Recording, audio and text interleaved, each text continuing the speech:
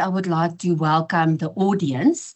You are the main stakeholders that we are catering for today. I am Professor Sumay van Antwerpen. I'm from the Department of Operations Management. I'm a lecturer and a supervisor there for the past 14 years. So I've been in academia since 1992. Yes. So I am also a supervisor, and what I've learned during my tenure as supervisor, I would like to share with you. I have practical tips. You are going to get the presentation afterwards, so you don't have to make notes. I would like you to concentrate, and I would like you to write down answers that you have. I might not have, or questions that you have, I might not have the answers, but I'll try my level best. Right, as you know, we are going to look at academic writing skills today. Now, before I start with the presentation, I would like to break down what is academic writing.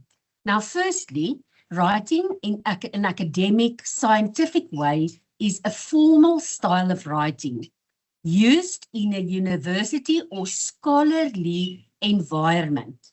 When writing essays, research papers, proposals, theses, dissertations, you have to make use of an academic writing style. Now, I always have this example that when we write WhatsApp messages or type WhatsApp messages, we do that in the shortest possible way that we can. Now, in academic writing, we also use the shortest way possible to convey the information to the reader and the audience. Now, there's a different way of approaching the way in how and when we write in an academic and a formal style. Now, firstly, before I start with the content, the message that you want to convey must be clear. That means the audience must be able to understand the message that you would like to convey to them. It must be concise, meaning that don't put more information than what is necessary. The pitfall is that we can get lost in translation. You've heard that several times before, either by your supervisor or when you were still at school or wherever the case may be. We all heard that before.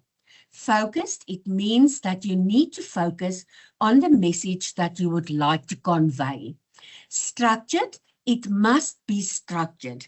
If you want to bake a cake, for example, you start by buying all the ingredients. Then we put the ingredients on the table, we follow a recipe, and then we bake the cake. So that means it is in a structured manner. Now, all of these that I mentioned now must be backed up by evidence. Your supervisor will give you comments when you make arguments on where did you get that from, where is the source, what is the reference. So always remember in the back of your mind that there must be evidence supporting all the arguments and the claims you are making. Now let's break that down a little bit more. Planned and focused. You must answer the questions and you must be able to demonstrate that you have an understanding of the subject. Now, before I continue, remember supervisors are there to guide you, but the student remains the subject expert. So we are there to guide you, to assist you, to make sure that you don't fall off the bridge, that you don't get lost. But you must convince us that you know your subject. Also to the examiners when you are done with your study. Structured, it must be coherent, written in a logical order, and it must bring together all the different related points and material. As I explained on the previous slide regarding evidence, that demonstrates the knowledge of the subject area. Remember when I said earlier that you are the subject experts. And it must support opinions and arguments, and it must be backed up with evidence. and you need to reference this accurately. Then formal in tone and style. Use the appropriate language that is necessary for scientific writing. You must be able to use the correct tenses, and it must be clear, concise, and balanced. Now, I just want to warn you in advance. Throughout my presentation, you will see that I repeat some information. The simple reason for that is that it is applicable in different phases and sections of academic writing. So please bear with me if there is a bit of repetition.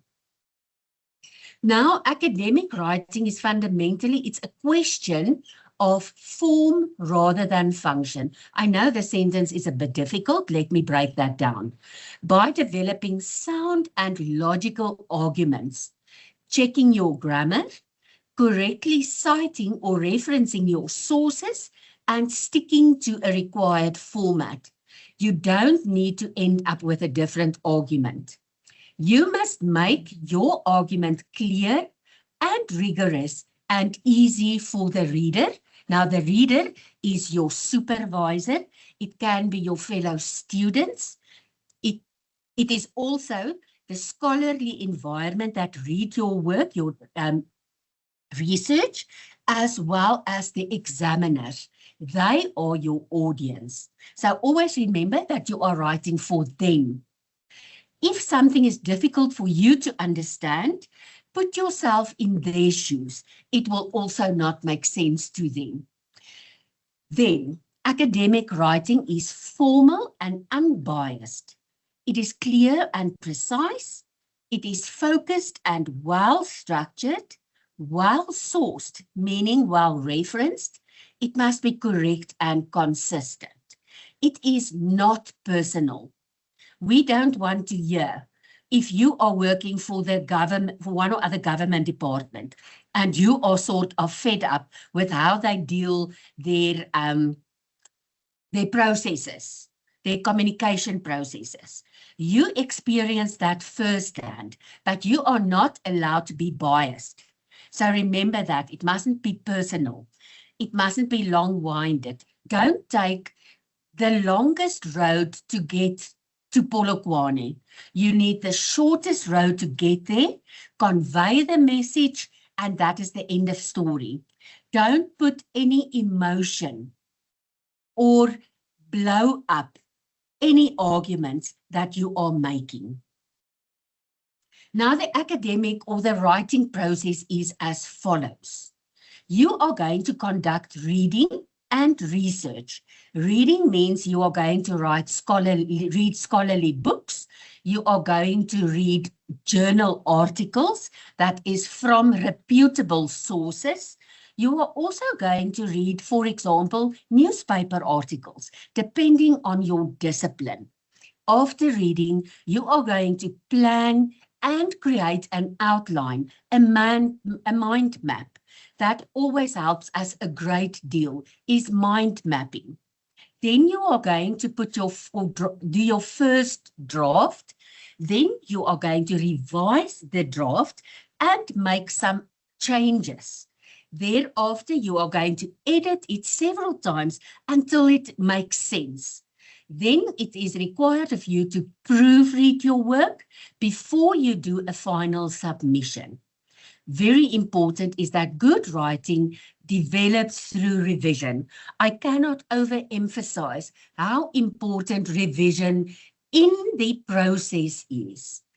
What I always advise my students is, now, this is just my personal opinion. You don't have to do it. It is up to you. I like to take journal articles. Now, remember, it is in a format that is digital. So it is either online or you saved it. So you have your journal articles. You can search for keywords because it's a digital document. Now, what I like to do is I take articles that I read through, and it is basically almost in PDF format. So I add comments to it. For example, this is important but not vital. So I include different different comments for myself. Then I take the highlighting option and information that is very important. I highlight it in yellow. Something that is important but not as important, for example, in green. Then I take an A4 memo paper. You know those exam pads? So I take that and I draw myself a mind map. I have in the middle the concept, and then like a spider web, I have different sections where those information that I highlighted in yellow, for example, I write that down. And then I expand from them, and then to make sure that it does make sense before I put anything on paper or in writing. Then I take that mind map, and then those different segments, I start writing paragraphs from that so that it makes sense. So that is different drafts that I am creating in order to keep on revising the document until it makes sense. So I hope that tip can help you as well. Then, in this slide, I'm going to look at why is academic writing, why does it matter? Why is it important?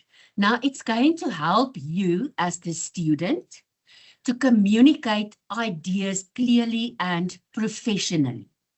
I also know that we have supervisors that are attending this session. Some of these, or the majority of these, might be known to you. So this is just to help you.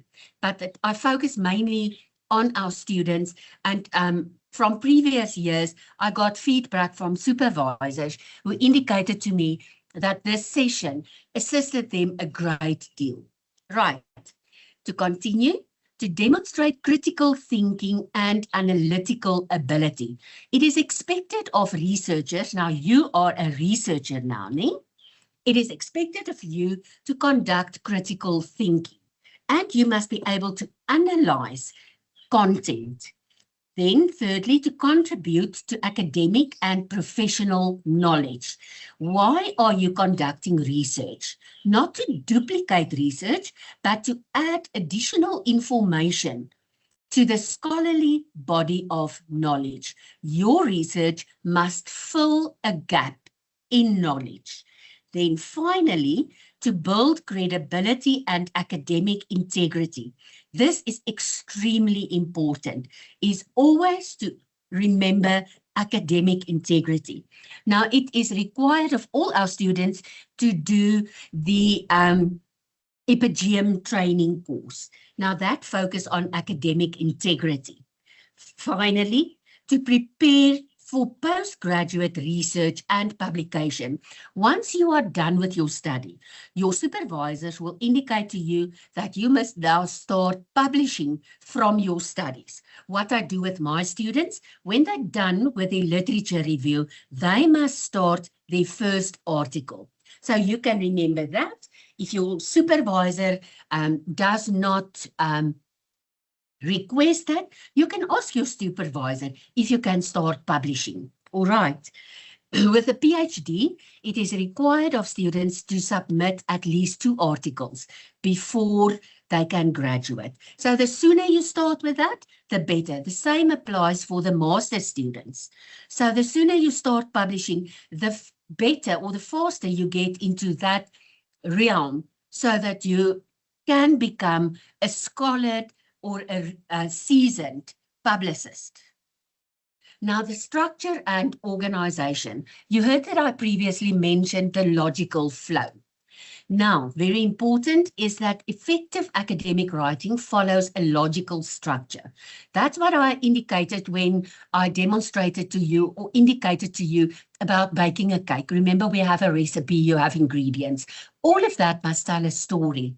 You can't start with a recipe without having all the ingredients. You can't bake the cake if you haven't had or consulted the recipe. So the logic flow, extremely important. So if I look at what I've indicated here between parentheses, is introduction, body, and conclusion. Now, all the sections in your chapters must have, if you want a new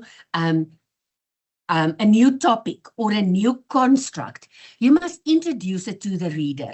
I refer to that as the head. Then the body is the information you are going to put. Now that is the body of a person. Then the conclusion is the feet of a body, an imaginative body. So you have your introduction, that's the head. The content is the body, and then you must conclude it before you continue to a next section. The same as with a chapter, the same as with your proposal. You will have your introduction, then you will have your background, your literature review, your problem statement, objectives, and so forth, research methodology, and you will conclude your proposal before presenting your reference list. Then coherence and cohesion. Each paragraph should build on the previous one. I am going to focus on this a little bit later as well. And then I just want you to remember that paragraphs should not be standalone. It must flow. There must be a golden thread. Using topic sentences and transitions help maintain a coherent flow of ideas. I'm also going to teach you how to construct a paragraph. That is a bit later on in the presentation, and I'm going to deal with that aspect twice in this workshop. Then paper formatting. Get from your supervisor the guidelines on the type of referencing style you need to use. I know in what is it? HRM and in psychology, they sometimes use the APA referencing style.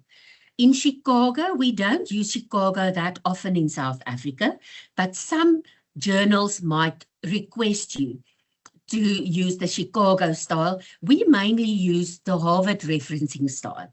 So just bounce that with your supervisor, find out from the guidelines. Also, if you go to the library site, I assume that you had the library session already, where they showed you about the LIP guides.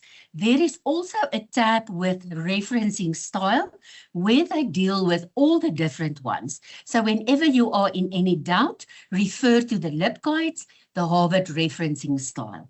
Also remember that the style of referencing you choose must be consistent throughout your proposal, throughout your dissertation, throughout your thesis, and articles for that matter. That is regarding the organization, referencing, and citations. I've mentioned that now. Follow the guidelines of your college or department. I'm going to give you a holistic picture, but the guidelines, please use what your supervisor or your department gives you. Don't go and say that you attended this training session and this is the alpha and the omega of what it should be. I always say, find out from your supervisor. Right. I've mentioned critical thinking and analysis earlier. Now, in order to conduct critical thinking and analysis, we need to engage with the literature.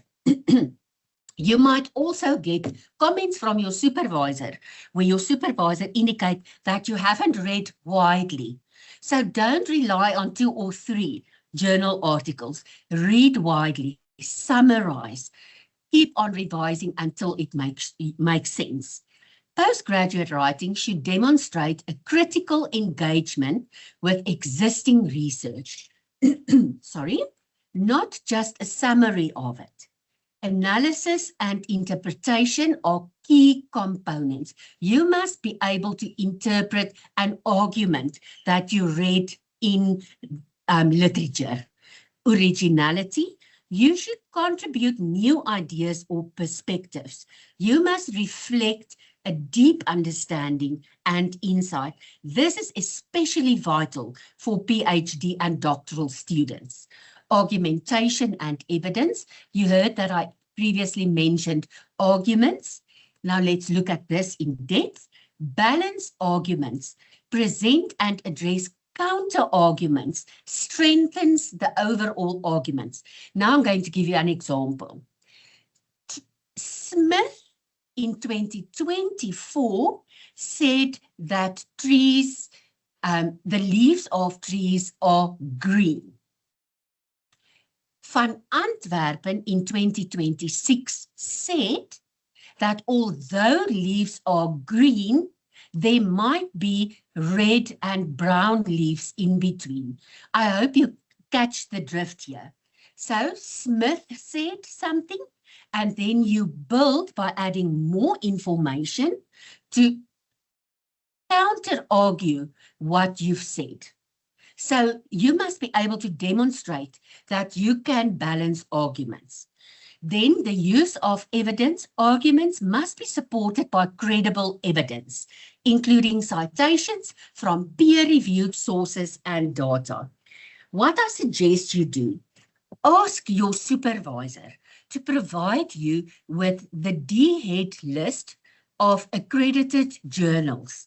Whenever you want to read up on your subject, go and consult a credible and accredited journal articles. Some of these are journals that is written not really by credible researchers. We refer to that as fly-by-night research. So stay clear from that. Academic tone and language. We always use a formal tone. Now, on your level, you must make sure that you use the correct tone. Those of you who are currently working, you know that you have to develop and build an email for your superior. You know that you write it in formal tone. But when you send an email to one of your colleagues, for example, are we going to have lunch at 12 o'clock? That is informal. So you must get acquainted to formal tone and formal language. Now, academic writing at this level should avoid colloquialisms, contradictions, or overly casual language. That is quite straightforward. Disciplinary language, that I mean by the discipline that you are in. Are you in engineering? Are you in public administration? So that will also assist you on how you need to write. So depending on the field that you are researching, certain jargon or specialized terms may not be necessary, but they should be used appropriately. So the balance once again. Then referencing, and I'm also going to put more emphasis on plagiarism a little bit later on in the workshop. Citations. Properly citing sources is essential for giving credit and avoiding plagiarism. Don't write something down and you don't add the references. If Van Antwerpen published something, you must source and you must reference Van Antwerpen. Don't just keep quiet and make as if it is your own work. That is really a serious offense. Postgraduate writing often involves extensive referencing.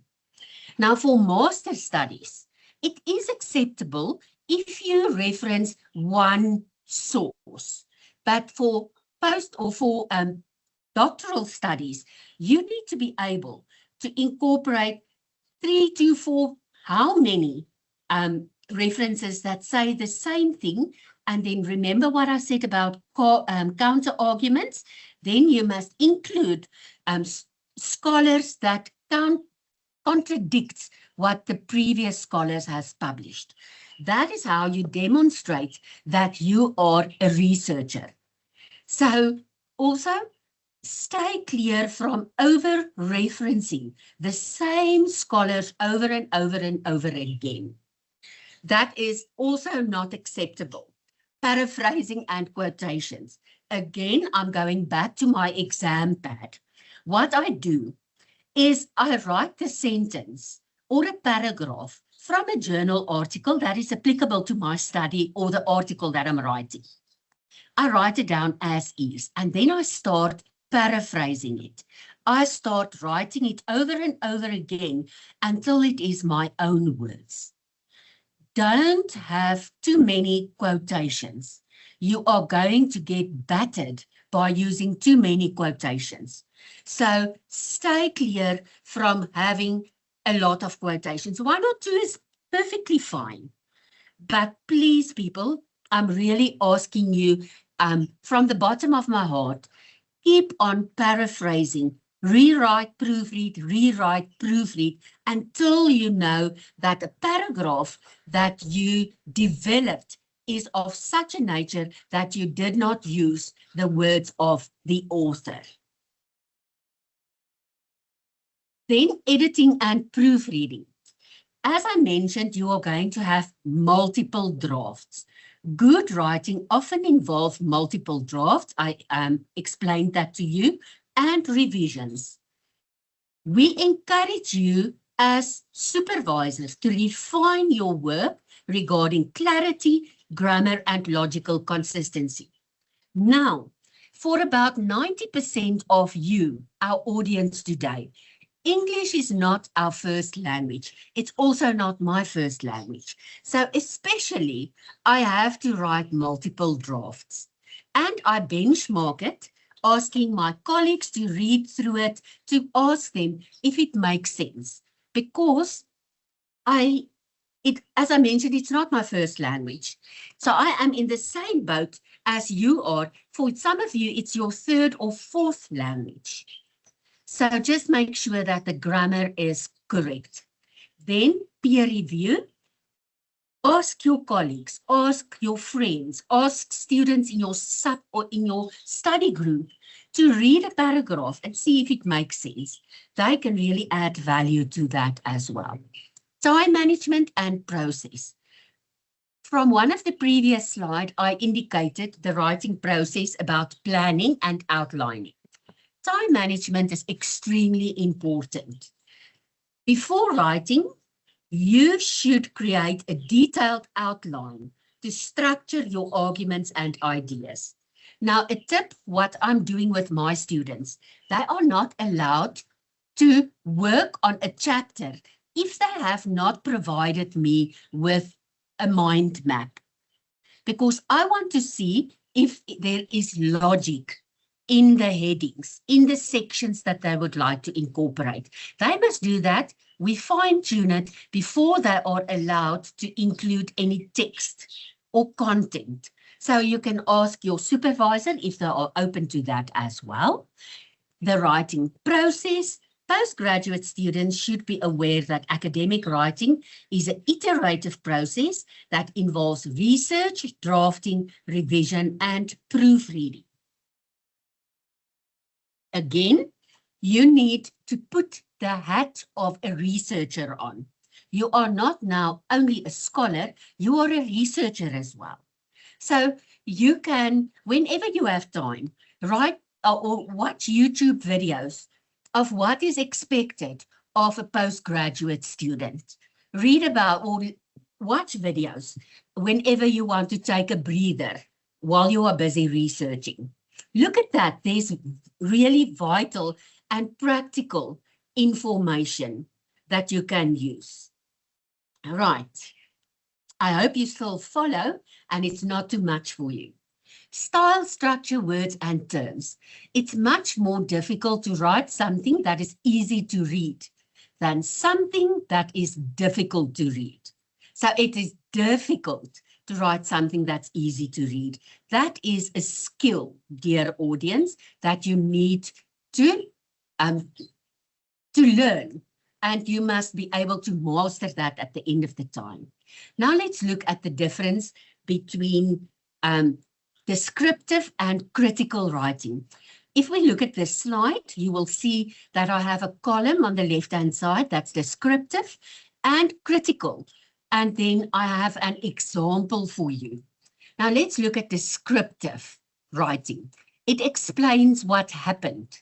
It reports information It summarizes sources, it lists facts, and it limits insight. I'm not going to do the example now. I'm going to do it after doing the critical one. Now, the critical writing, it evaluates and analyzes what you wrote. It interprets information. It compares viewpoints of different scholars. It builds arguments, and it demonstrates deep understanding that you need to master. Again, that is a skill. So let's look at the difference between the examples. The descriptive, Smith in 2024 identified 3 leadership styles. Now let's look at the critical one.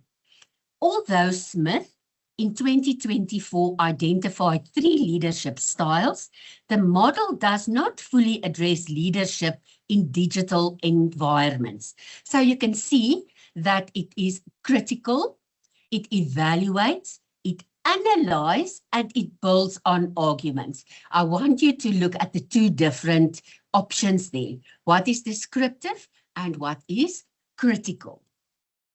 Now, let's look at styles and sentences. Again, we are busy with formal writing, so keep that in mind, and you need to use an academic tone. Now, in the first line I've got there, for example, use do not instead of don't. Use cannot instead of can't. Could not instead of couldn't. That is quite explanatory. Avoid using strong adjectives. For example, huge, excellent. Only use that where it's really appropriate. But think twice if it is appropriate or not. Be specific. Make a statement or omit the statement. Do not soften it with words like actually and really. Those are words that is not really necessary. Words such as however, nevertheless, and although adds value more than the word actually and really. Avoid also, the word also, and in addition. Rather use furthermore and moreover. You can now see clearly that it's more formal and it's academic in writing. Then avoid sweeping statements. That is something that supervisors deal with quite often. Here is an example. Implementation of XYZ strategy in middle management can transform retail banking. That is a sweeping statement, and that is a phrase of a sentence that makes generalization. So if your supervisors say, don't write generalizations, know that it is a sweeping statement. I'm still going to continue from the previous slide. Do not be too strict or rigid.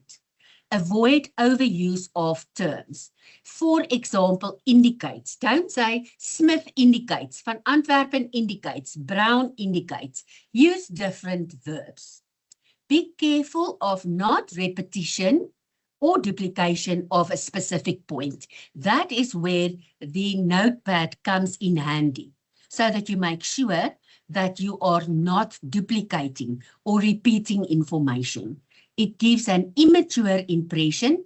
Combine sentences that say the same thing and choose the best words. Sentences should not be too long. That is something we as supervisors also find very often. I last year sometime had a student who used 84 words in a paragraph. It is one sentence. So it gets lost in translation. The essence of the sentence is missing in action. Don't ramble. One idea or piece per sentence is enough. In general, paragraphs should not be too short. They should not contain only 1 or 2 sentences. Don't include paragraphs that consist of only 1 or 2 sentences. Then, styles and sentences, I'm continuing again. I am also going to look at referencing a little bit later on, but just to show you here. Initially, when you have multiple authors, you need to list all of them together. I just want you to look at, I indicated here Mabona, Green and Nyker. I used the ampersand because I used Harvard referencing method. If you use APA, you would replace the ampersand with the word and.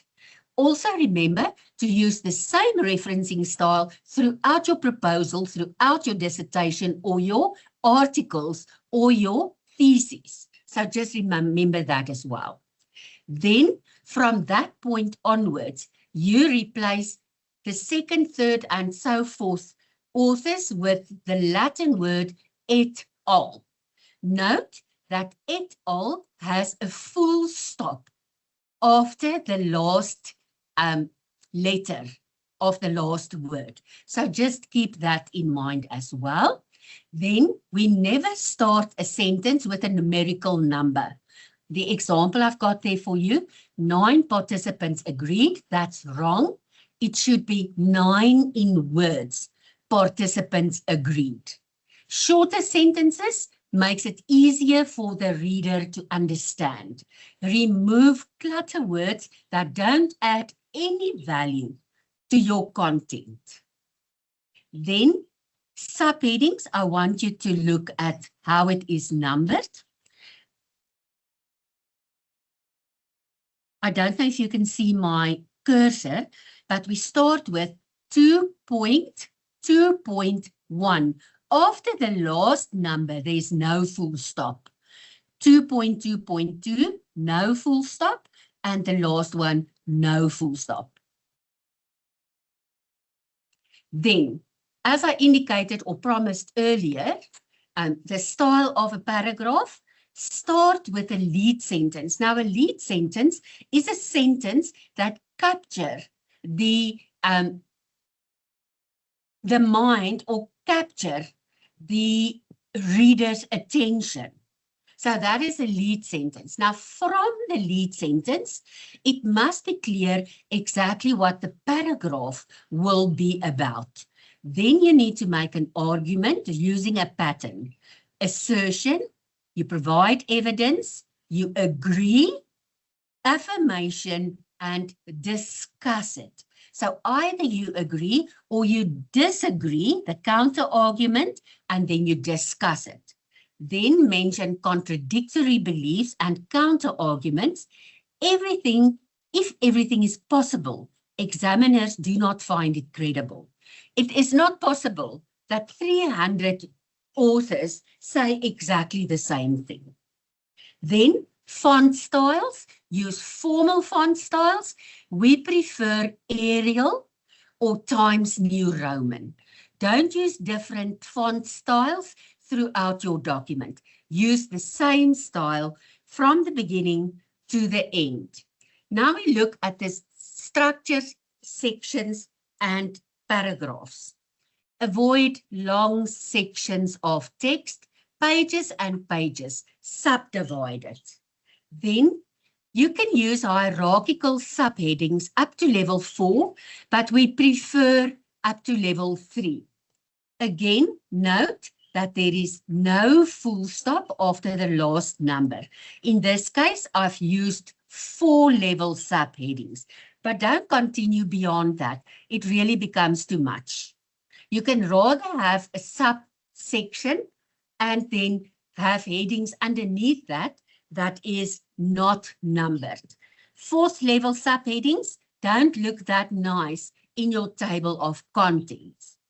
If you prefer to go as far as the 3rd-level subheadings, then use non-numbered headings. For example, bold, italicized, or bold, or only italicized. Subheadings to subdivide text. a list of aspects or point in a sentence, it is acceptable to have a comma before the final and. I'm going to give you an example.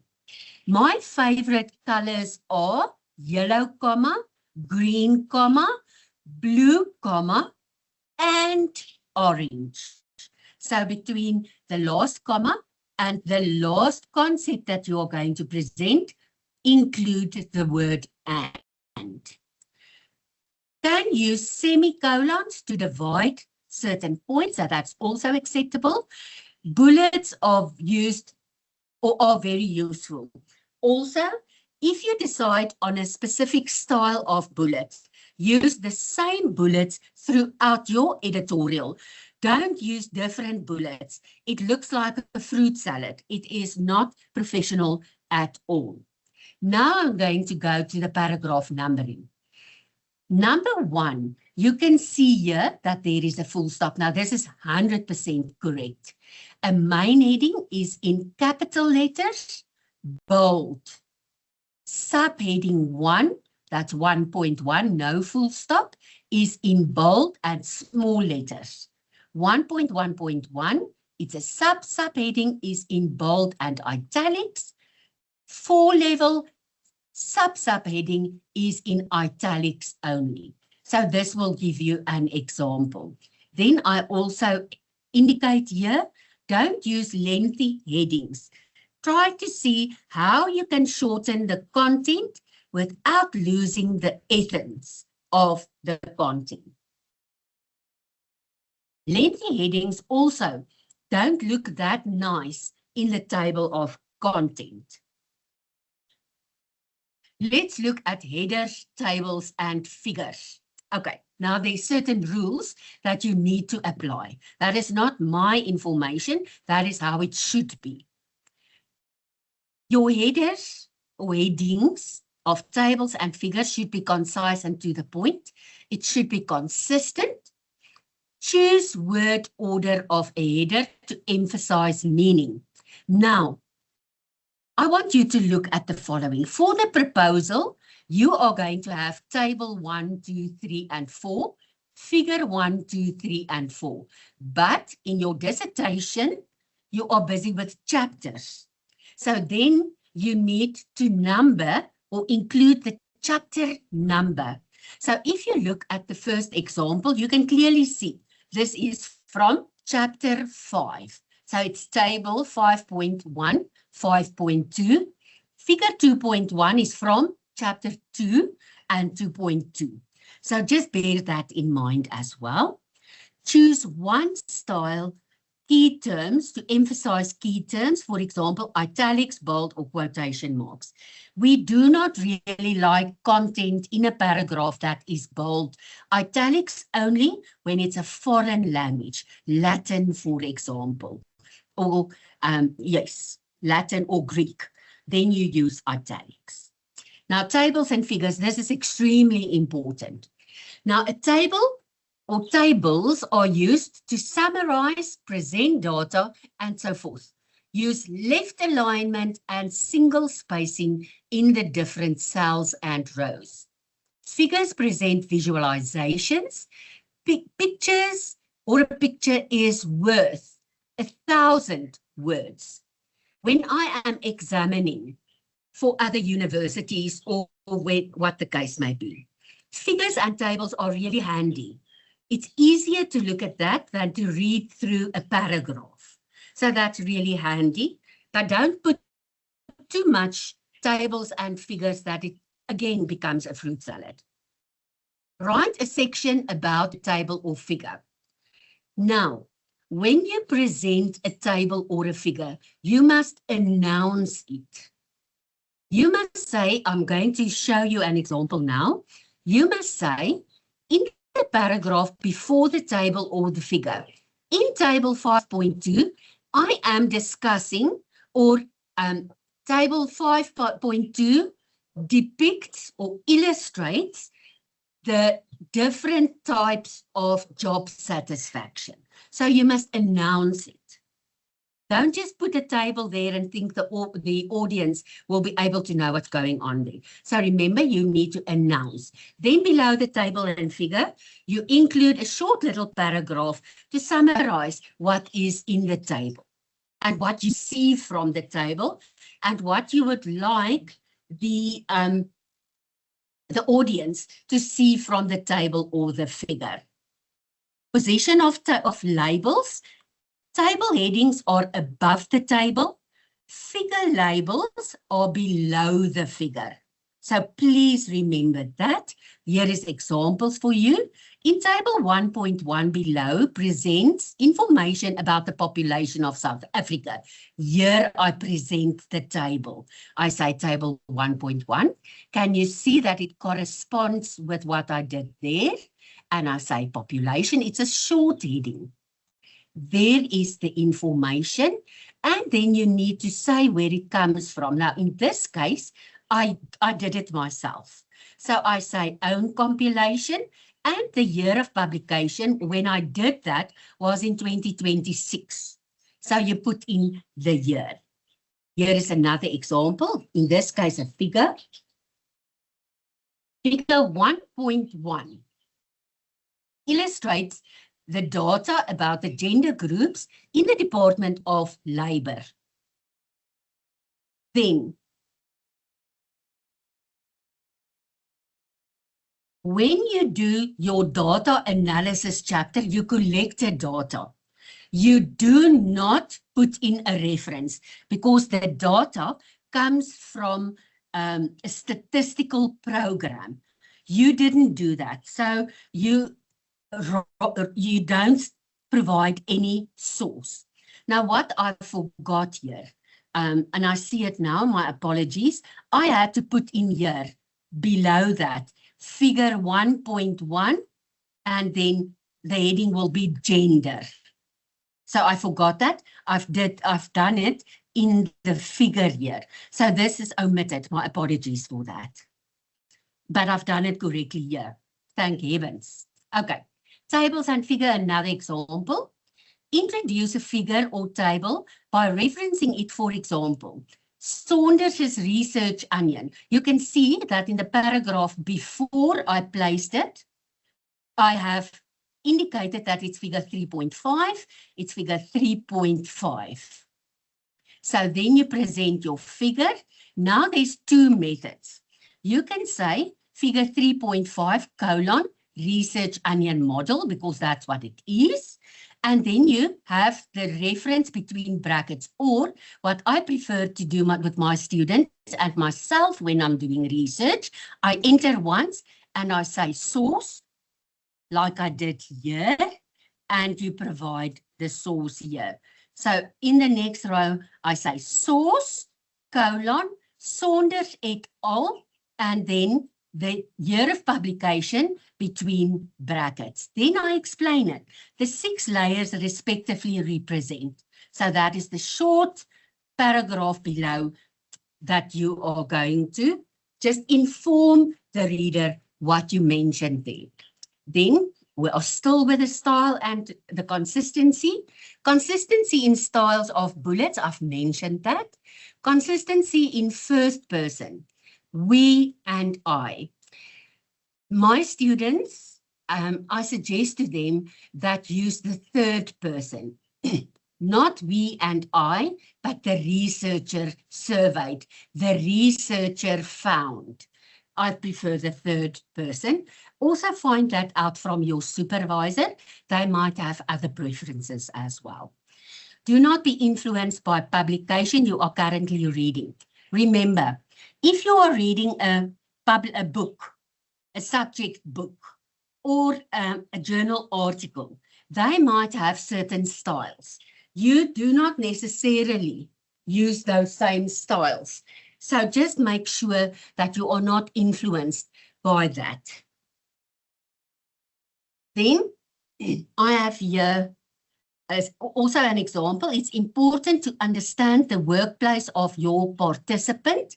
Rather say it is important to understand the participant's workplace. Can you see the difference in academic writing? I hope so. Then spelling and tenses. Now, terms. Be consistent. In this case, I have the word online for you. Don't use the word online and then you switch over to on space line and then suddenly use to switch over to on dash line. Stick to the same throughout. It's like well-being. Is it one word? Is it well space being, or is it well dash being? So stick to the same thing throughout. Then in South Africa, we do not use the Z like in organized. There is different words. I'm not going to give a lot of examples here. So we use the S. So it's organized with an S. Set your dictionary of your laptop or of your computer to the UK dictionary or the South African dictionary. Make that your default. If you don't know how to do that, please Google how to do that, and it will save you a lot of challenges. Then I just have, for example, here's another one. Behavior, can you see the U are not included? Color, the U are not included. So there is how it should be for South African or the UK dictionary. Now, tenses is a challenging subject.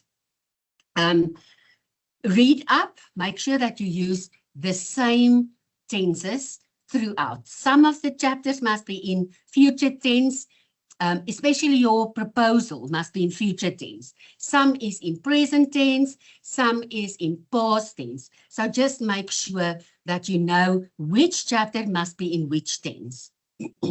Okay, right, the first bullet. Discuss point from literature in present tense.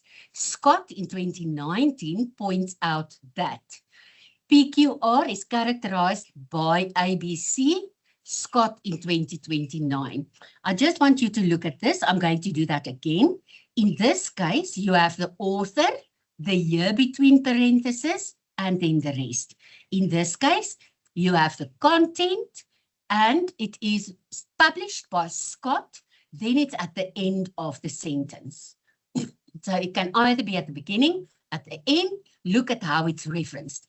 Tambo in 2021 claims that. So in present tense.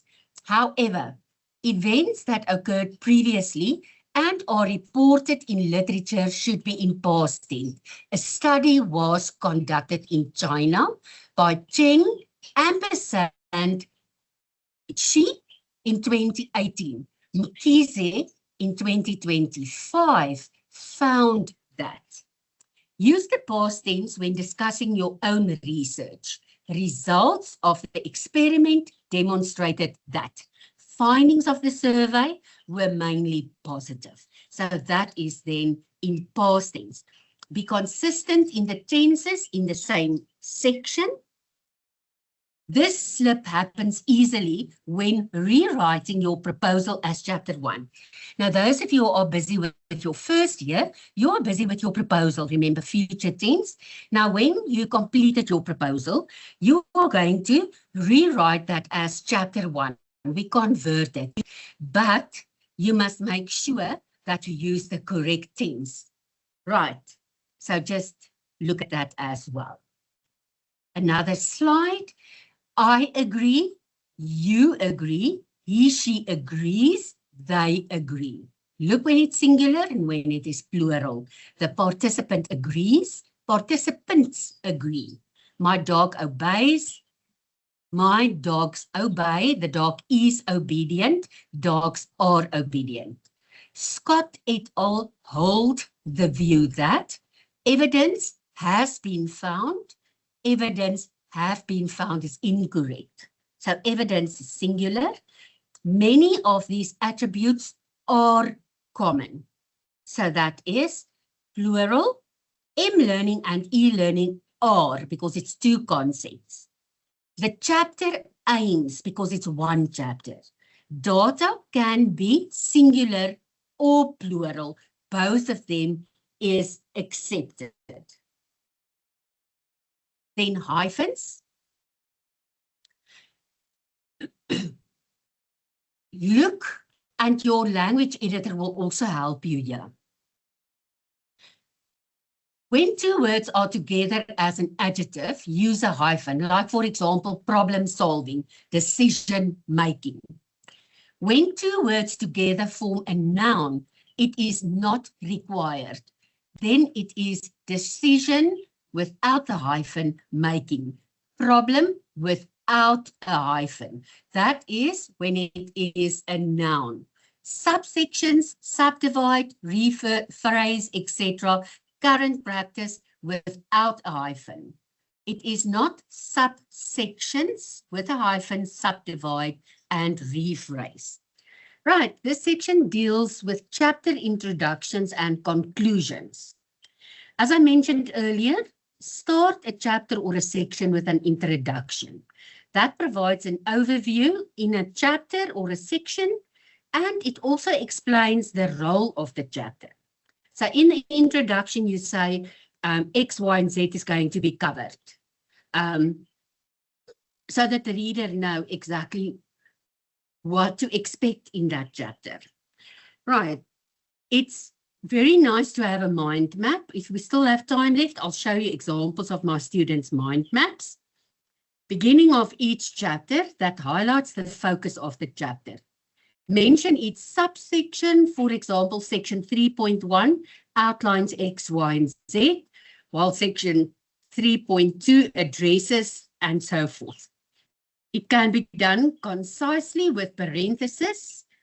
So you can put, instead of section 3.2, say X, Y, and Z is overviewed, between parentheses, section 3.1 and 3.2.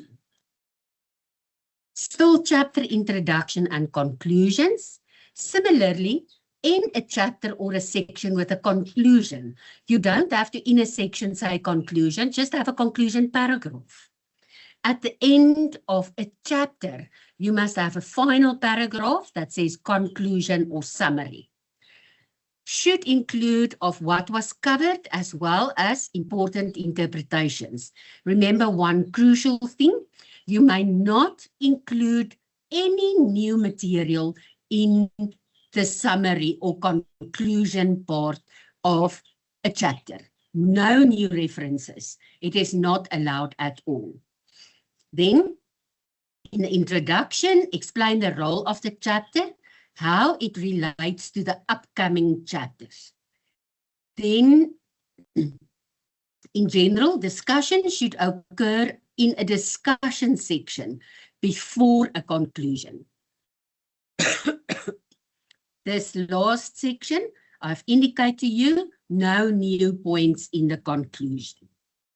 Then, references and citations, I'm going to stand still at, with this aspect for a while, and in other slides as well.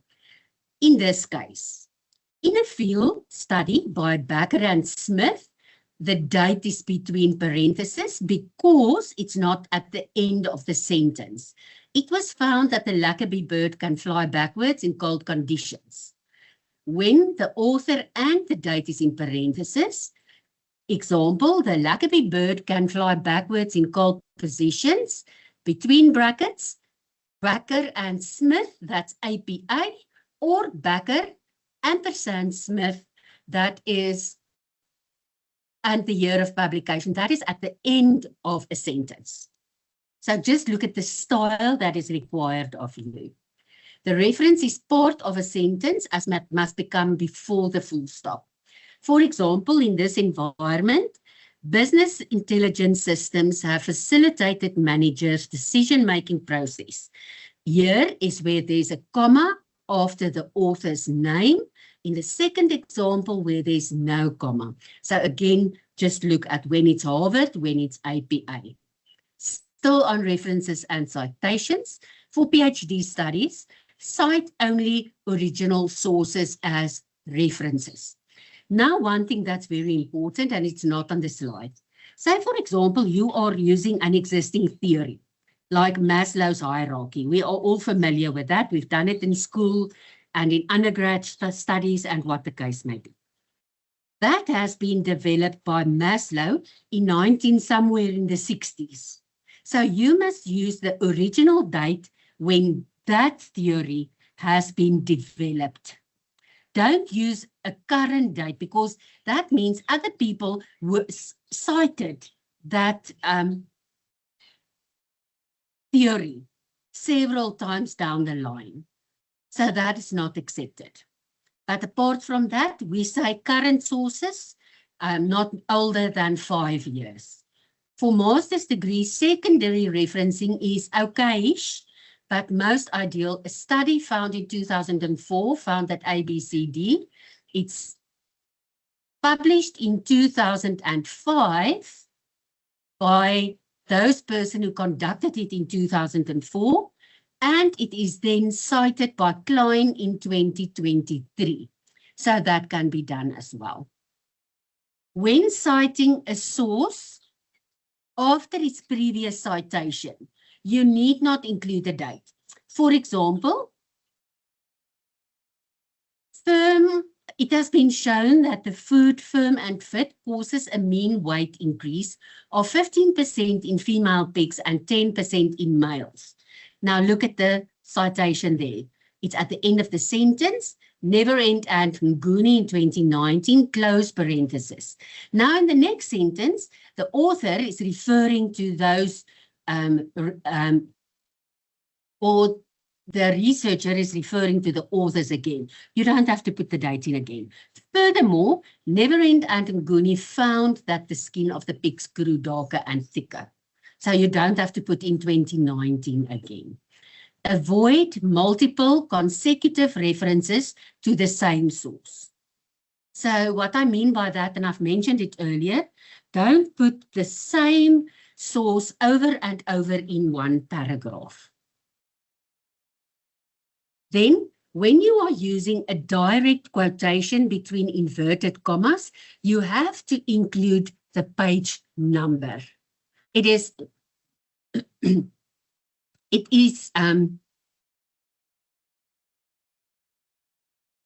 not negotiable. It should be like that. All right, page numbers. You may use the ampersand when a full citation is in parentheses.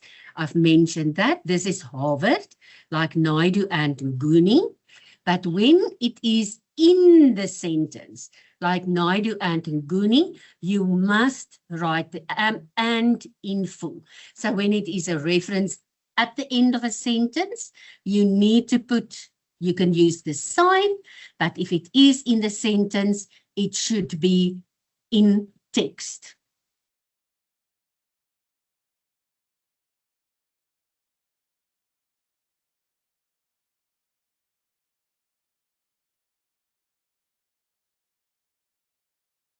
Still on referencing and citations, references should be current. Say, for example, between 2020 to 2025. When citing a dated, I've indicated that to you with my example on Maslow's hierarchy. This is what this section refers to. Keep all sources, electronic and printed copies of journal articles, or both, because it might happen that you have to refer back to that. So when you have digital journal articles, save that in a filing system that you know where to get that journal articles, so that you don't have to waste time on struggling where to get that. That happened to me, and it was quite challenging. When you consult a library book or a borrowed book, I suggest that you make a copy of the front page and the inside page where it says where it has been published, the ISBN number, how many editions it is, and so forth. Then regarding verbs, there are 3: descriptive, analytical, and evaluative. I'm not going to list all of these. I'm just going to do the first 3 so that you get the idea. Descriptive, Van Antwerpen states. Analytical, Van Antwerpen contents. Evaluative, affirms. Report and analyzes and agrees. Describe, announce, confirms. So you can go through that on your own time.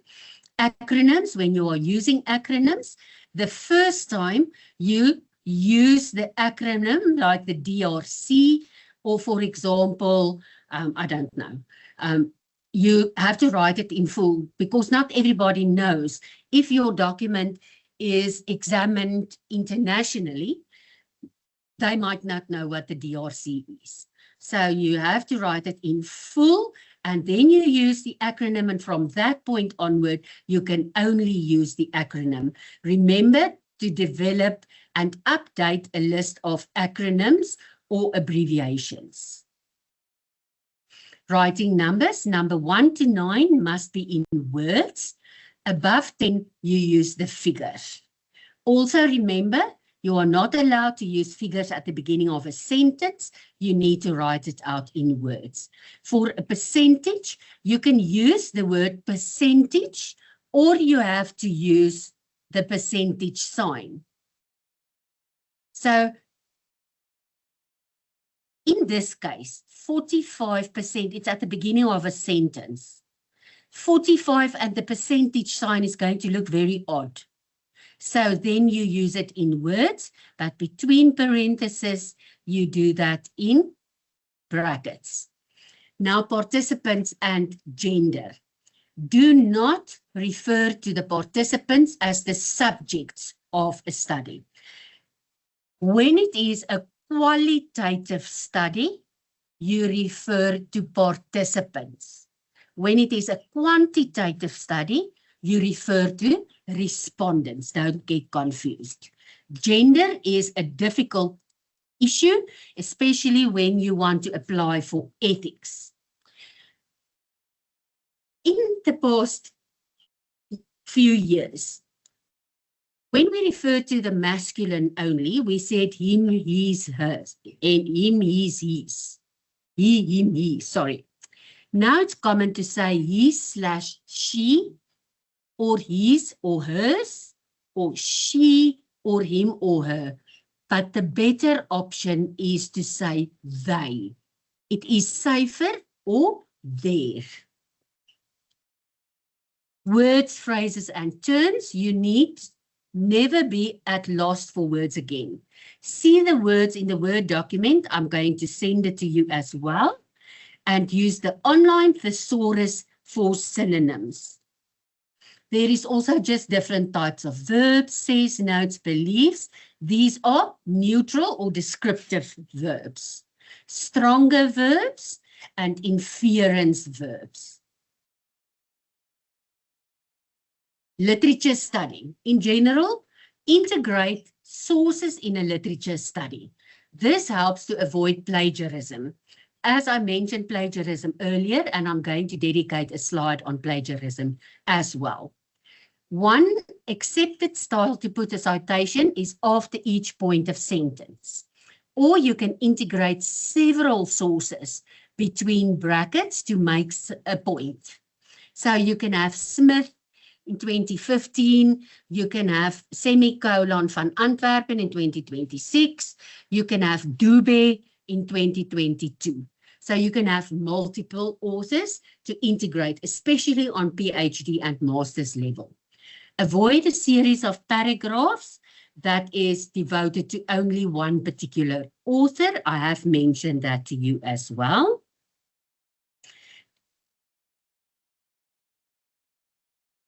Then it's important in a literature review to refer not only definitions and key concepts, but to discuss related work. Don't only put definitions or key concepts. You need to discuss it. You need to motivate, provide a rationale, and why you are investigating it. It's not usual in literature study to give your own opinions, but you need to critique, and then you put your own voice, especially on PhD level. It is particularly important when you construct, customize, or adapt a model, framework, set of criteria, and principles to use in your own work. Then a section called discussion can address various approaches. Some research, literature study provides some form of data. In such case, it is called secondary data. If you collect your own data, that is referred to as primary data.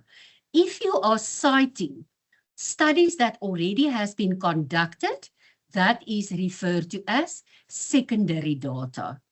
Remember to motivate and also the findings. This can be the start of your own synthesis framework or a model. In PhD studies, you are required to come up with your framework, your own theoretical framework or conceptual framework or model. Then, when you start the empirical work, repeat the table with a column on practical implications for your own research. That is referred to as the golden thread. Okay, now, submitting a section of your proposal or a chapter for that case, for that matter, to supervisors. You've worked very hard on a piece of work, and then when you press the send button to send it to your supervisors, it feels as if there is a relief. Now you can do whatever you want to do. But somewhere along the line, you are still worried how it's going to look when you receive it back. Will it look like a war zone? How is it going to look? What I suggest my students do is when they get work from me back, to leave it for a day or two before they open it. Because then they have calmed down, they are more objective, and they can look at the comments provided to them. Also, read, reread, and check before you submit to your supervisor. It is not the job of the supervisor to redo your work. If I review work of my studies and I get to the 10th grammatical error, I send it back to them because it's not my job to fix spelling errors. So please be mindful of what you submit to your supervisor. I've indicated here, if there is too many mistakes, we send it back. However, when the draft doesn't have excessive number of mistakes, students will, supervisors will advise on language improvements to make it easier for the next round. That is not expected of us. If this happened, it is a bonus. Then you need to save money from now on for language editing. It is an expensive exercise. So please make sure that you put away money for language editing. You can look at more than 10,000 Rand for language editing. That is just an estimate. It can be more expensive. Right. Tips for checking. Reread the document a few days after completing it. Eliminate errors. Check your language and technical issues. Look at the structure. Is it logical? Is there progression? Is it advanced? Is there a lead sentence in the paragraph? A conclusion? Is there contradictions? As I said, pretend you are someone reading it for the first time. Understand what you are doing or that you are going to do. Tips for checking. Would some content fit better in another section? That's where you look at drafts. Are similar issues addressed in different subsections? If that is the case, combine them. Are the links and relationships between sentences and sections clear? This is questions you need to ask yourself. Have the same terminology be used for the same concepts throughout? That is vital. Then when we look at the sequence still, can the sequence be improved? Is there a strong build-up for a concept? If you are making a point, does the sequence support your arguments? Is there a lead sentence? When you reread it, do you find the sentence set the scene well so that the reader knows what is going on? I have here there put a punch sentence. With that, I mean Does it attract the attention of the reader? Reread the sentence. I'm not going to go into that again. I've dealt with that several times. Then be objective. Scientific writing should be factful and the research as well. Findings should be reported objectively.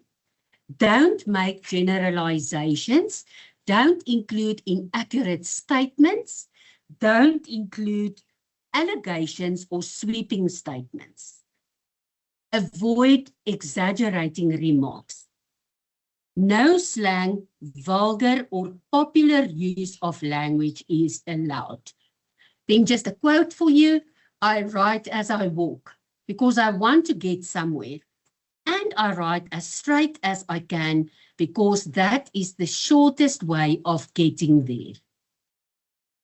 Right, this is just a summary. Keep it short and concise. There must be a flow, academic. It is easy to write long essays. Undergraduate students are particularly good at this. Be straight to the point, say what you want to say, and there mustn't be any room for guesses. And remember, you are not writing an essay, eh? You are writing an academic document. Then you are not writing a long research or business report. That doesn't prove that you are excellent. Not at all. Actually, the opposite. Never try to pad your research script in a scientific article with extra information just to get the required length. It is not a good option. The right length is appropriate. Journals will tell you how many pages or how many words the article must be in length. If we look at integration, integrate theory with theory and theory with research. So remember that as well. Theoretical knowledge is secondary knowledge, and things that you are finding from your study is primary knowledge. Remember, you are adding information to the body of knowledge with within your specific scientific field or subfield. Right. The researcher must first contextualize his current research by providing background in which the current research falls. It mustn't be hanging in the air. We need to know exactly where it falls in. The essence of the part of academic writing style, integrate secondary research on your specific topic that already exists. You must lay the foundation with research that already exists. The viewpoints of different authors on specific subject, secondary knowledge, it must be integrated. You must assess it to make sure that it fits in that content or context. It must be analyzed, synthesized, and good compiled. Additional integration guidelines. It's unnecessary to reinvent the wheel. Use what is in literature. It's not necessary to describe a phenomenon from square one. You are not building a building from scratch. The building is there already. Refer to the building and build on that. Mention what is necessary and the essence thereof. Then the emphasis should be placed on what is necessary and is linked to your objectives and aims, as well as your problem statement for that matter. Then, when a topic is discussed in the study, different viewpoints must be compared. I have mentioned that in several occasions during this workshop or seminar. They must be evaluated and integrated. This is especially vital for PhD students as well. There is just an example for you. 2 authors identify 5 components of a phenomenon, but a third author adds more components. So that is a counter argument and a discussion to form your own point of view. I just want to show you here. This is just an example of multiple authors. Chetty in 2017 and Green in 2018 identified 2 field surveys. Dube in 2025, however, adds another field, and that is then discussed. Right. So Ndube's information is used for the present study. Compare the viewpoints of different, I've mentioned that, I'm just quickly going to run over this. If 2 authors different from one another, it's a point of discussion and a point of view for this. What is your opinion on, and or what is the importance to your study? Remember, you are busy with your study. I'm not going to dwell into this too long because it is just an example again on multiple authors. Brown and Green said something and Black points out something else that is in contrast. Then, show that you have consulted a number. In this example, I have consulted Govender, Els, Niman and Ndube, and Shabalala. This shows to the reader and to the examiner that you read out widely, that you are able to conceptualize what different authors said. In this case, I have the author and then the year of publication. In this case, I've got the same information, but the authors are at the back of this or at the end of the sentence. And it is in numerical order. So just have a look at that as well. Systemic presentation by means of meaningful headings. I mentioned earlier that headings mustn't be too long. Headings must be short and concise. It must explain what is in that particular section. And also, it must say what can be expected. It must be linked to the objectives and, if you have hypotheses, to your study as well.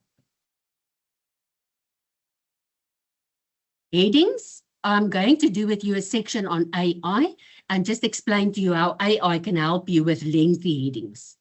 Okay, the study must be structured meaningfully into subheadings according to the theme, your aims or goals, objectives, and your research questions.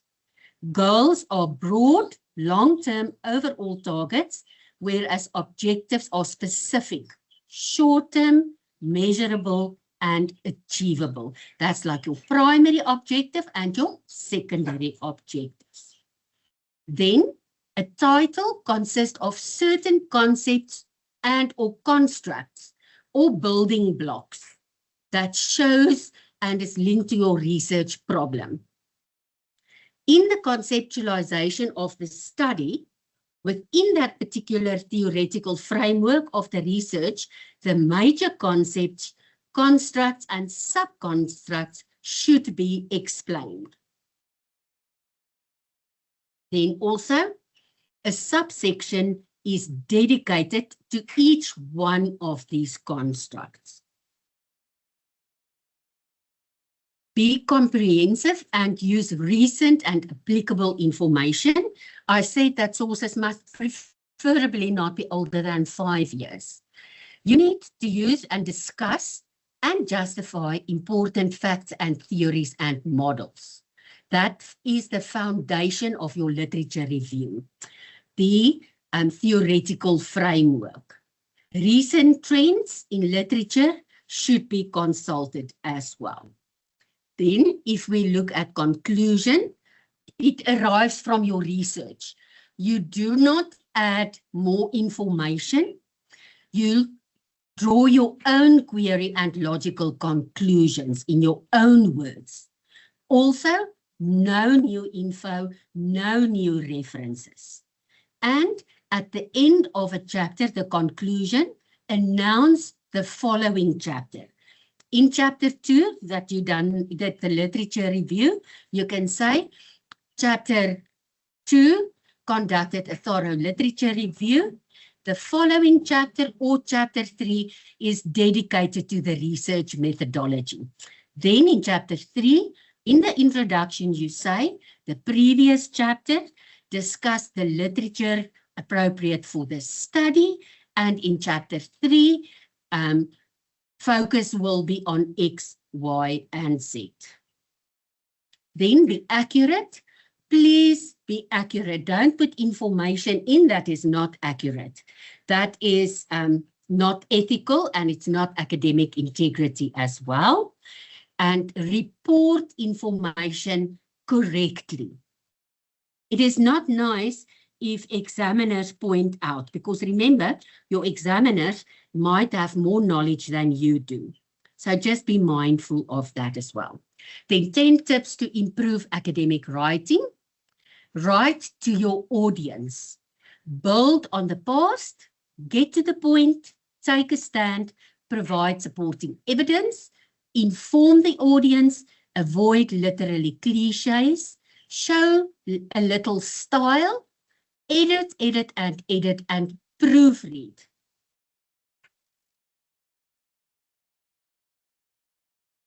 Right, scientific writing tools. Now, all of us are using scientific writing tools. There is things that I need to warn you of, the pros and the cons. Use technology to enhance. It must not replace your own thinking. If we look at AI-based writing assistants, there are various ones like DeepSeek, Quillbot, Gemini. You are familiar with these. Use that to paraphrase, summarize, and brainstorming. I just want to inform you that some of these are picked up by Turnitin. So just be careful. It is seen as plagiarism. Do not trust generated references. Say, for example, you ask ChatGPT to write for you a paragraph on job satisfaction, and they must add references. I've done a test. Those references are not correct. Not at all. So don't go that route. I'm warning you. It does not work. Quillbot is very good for quick paraphrasing, but sometimes the meaning gets lost. So just if you are using that, just make sure that the meaning is still the same. That's where the notepad and writing it in handwriting is still the best option. Then Grammarly. I'm not sure if students also have Grammarly. You can sign up for the free version, or you can sign up for the paid version.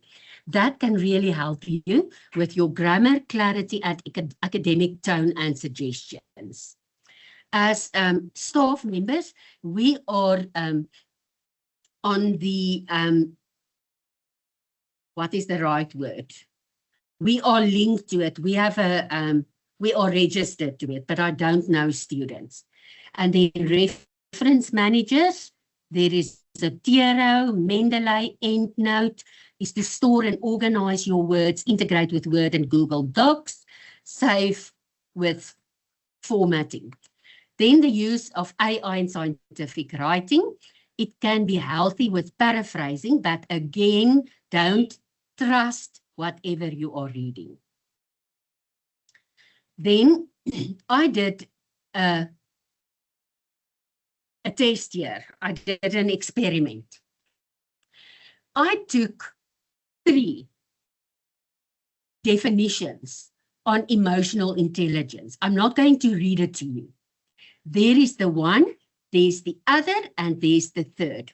What I then did, I copied these to ChatGPT and I said, I provide you with 3 definitions on emotional intelligence. Use those 3 and come up with a new definition. So, for PhD students, it is expected of you to come up with your own definitions. Right. So it gave me this definition. Emotional intelligence, the ability to perceive, understand what. So you'll see well-being, intellectual growth. You'll see mental here. emotional experience. You will find emotional, intellectual. You can see that some of these words are there. Well-being, and behavioral. So this is a very nice feature. Academic writing versus AI generating.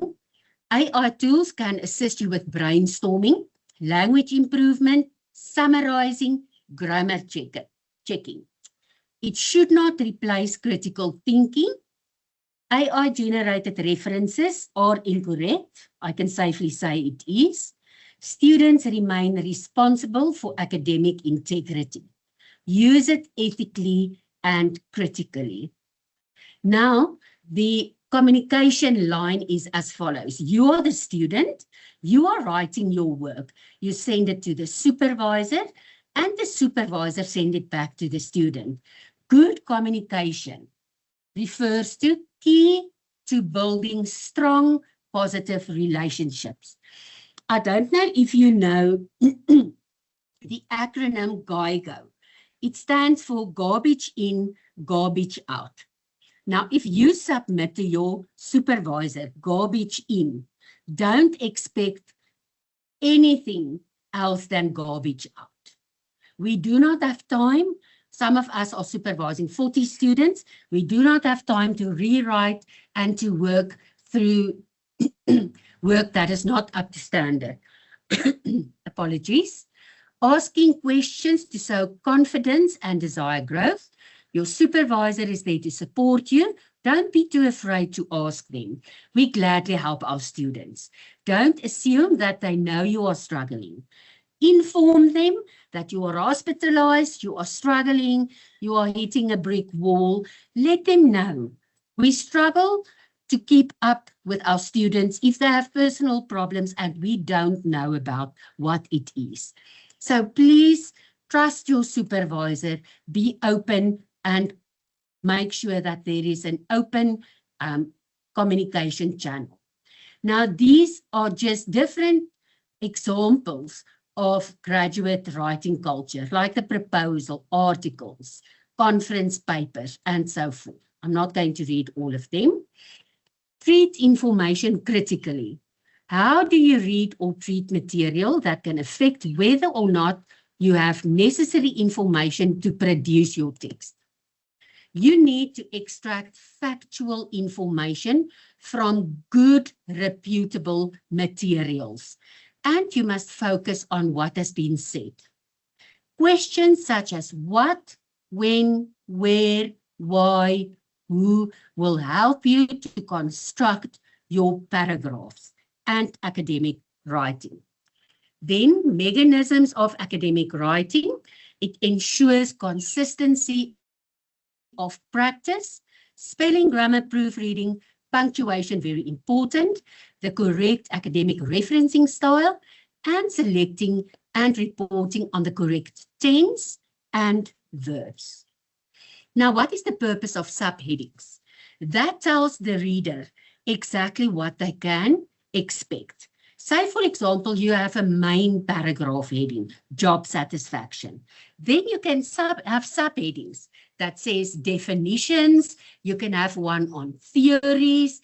You can have one on models, different industries. So that's how subheadings help you to structure. And it also helps you with a discussion or with an argument. Also, on how to organize and structure your content. Then, logical connectiveness between paragraphs. Now, this is very important. I'm going to explain it to the best of my ability. Okay. You have a paragraph, okay? Then, the last sentence of the paragraph must be linked to the first sentence of the next paragraph. So I say Brown's analysis provides useful insights into the existing power relations between the army and the government at that time. Now, look at these are three options. However, the power relations embedded in social structure may be more important. It links to this. Even so, it links to this. Consequently, it links to this paragraph. Right. Then, checklist before submission. Did I answer the research question? Is my argument logical? Are my sources current and credible? Are all citations included? Is the formatting correct? Did I proofread carefully? Is the writing concise and academic? Then, ethics in scientific writing. Avoid research misconduct.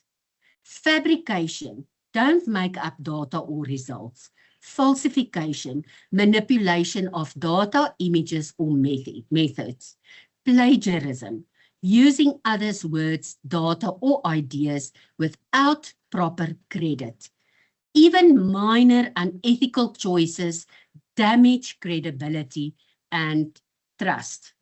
Just on plagiarism, this is just a summary. What is not plagiarism? Quoting, paraphrasing, summarizing, and citing sources. Plagiarize, copy word for word, paraphrasing without credit, using someone else's ideas, submitting someone else's work. Right. Why to avoid? It's unethical. It is a serious offense with penalties. It damages your reputation and it shows a lack of honesty. How to avoid plagiarism? Cite all sources correctly. Learn to paraphrase effectively. Keep track of your sources. Make a list of your references. Use quotation marks for direct quotes. Use plagiarism checkers responsibly. Then, in conclusion, in a world where people are constantly writing on informal platforms such as blogs, social media, it is entirely normal for young academics to feel hesitant as to whether they are striking the proper tone in their formal writing. Ultimately, it is only through experimentation and practice that you will find the form that best suits your work. Your academic writing will improve with practice. Read widely, write regularly. It comes with practice, eh? Accept feedback positively, revise your work carefully, develop your own academic voice. To summarize, academic writing is clear, focused, evidence, and structured. Characteristics, clear, concise, focused, structured, evidence, and formal. And then also the purpose is to communicate ideas clearly, demonstrate critical thinking, contribute to the professional and scholarly body of knowledge, build credibility, academic integrity, and prepare for research publications, and real-world impact. Good writing is organized, supported by evidence, balanced, objective, clearly written, and properly referenced. The golden thread, from the first word to the last word of your document, there must be a golden thread. Remember I said announce the paragraphs, announce the chapters. It must go from one paragraph to the other. There must be linking sentences. All of that contribute to academic writing. Then there is just a quote for you. A writer is a person whom writing is more difficult than it is for other people. So to be a researcher, it is really difficult, but it is a skill. Something, it's like driving a bicycle. Once you are up, you manage to do that. So keep on writing. There is helpful YouTube videos that you can look at. They are all credible and I've watched them myself. And there's more. And there's the references and there is my thank you. So this is the end of my story.